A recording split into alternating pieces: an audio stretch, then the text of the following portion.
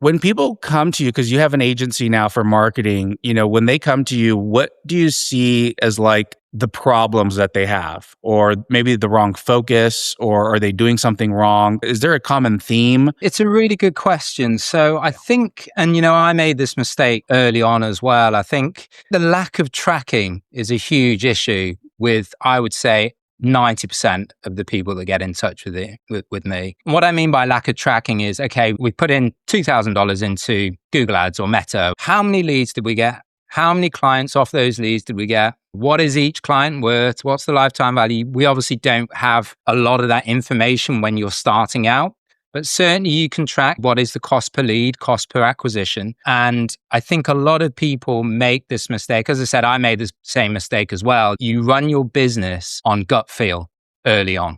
So it's like, yeah, we've put a bit of money into ads. Yeah. It feels busy. Let's keep going. Let's add another 500 this month and see if it goes.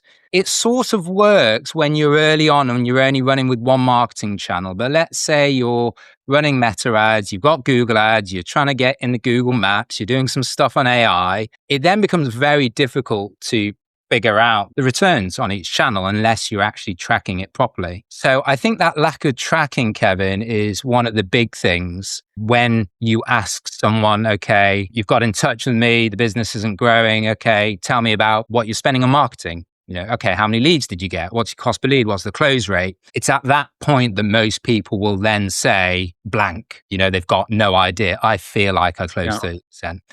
From my personal experience and working with, the businesses that get in towards that sort of high 6-figure, 7-figure level, that's the real difference. They know the numbers to a specific dollar amount. Whereas early on, it's much more generic, much more, gut feel driven.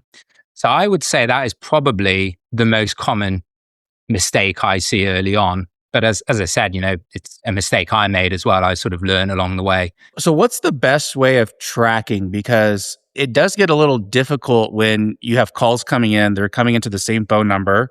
Is it as simple as just asking, where did you find us? And then putting that somewhere like a spreadsheet or something? So at a very basic level, yes, that's right, Kevin. I think having a simple Google sheet or whatever spreadsheet, every single person that calls or, let's say someone who fills out a form, a quote request form, that needs to be compiled in a central place. So, you probably aren't running with a CRM at the beginning, but you should certainly, Google Sheets is completely free. So every single lead that comes in should get put down, the name of the person, size of the property, type of clean, all that sort of stuff. And then you should ask them where they found you. That should happen anyway. The issue with a lot of the clients I work with is people will say, okay, I found you on Google. Is that come from Google local service ads? Is it being from someone clicking in Google Maps? Is it someone clicking a Google ad, or is it the organic search engine results pages, which are sort of sit below Google Maps? So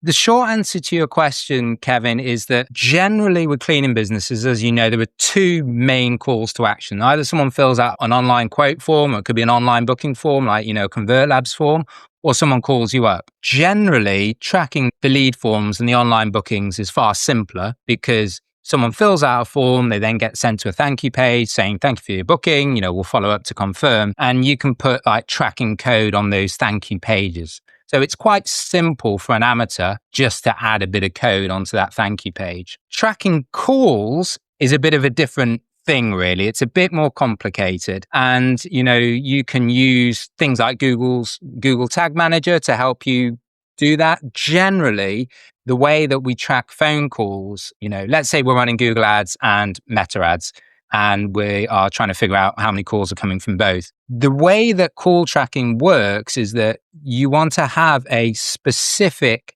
tracking number for each marketing channel that you run. This specific tracking number is a local number. So it just looks like a local number. It's got the local phone code. And whenever someone comes to your website or comes to your landing page, they'll see that local number, they'll click on that number. That number will then redirect to your main office number. So you as the cleaning business, you still receive the call, there's no difference. But it's that switching from a local tracking number to your main office number that triggers the conversion in Google Ads or Meta Ads or whatever channel. So with the phone numbers, the phone calls, you basically want to have at least one tracking number for each channel.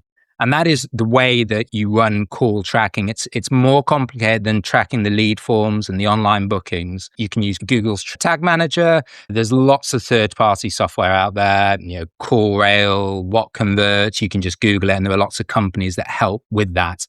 So the tracking is broadly done in those two things. There's a ton of content on YouTube to help, how to do this stuff. But the lead forms and the online booking, much simpler. That should be a no-brainer to set up straight out the gates. And then obviously, ideally, you want to be tracking those calls as well. And that's really how you get all your conversion tracking watertight.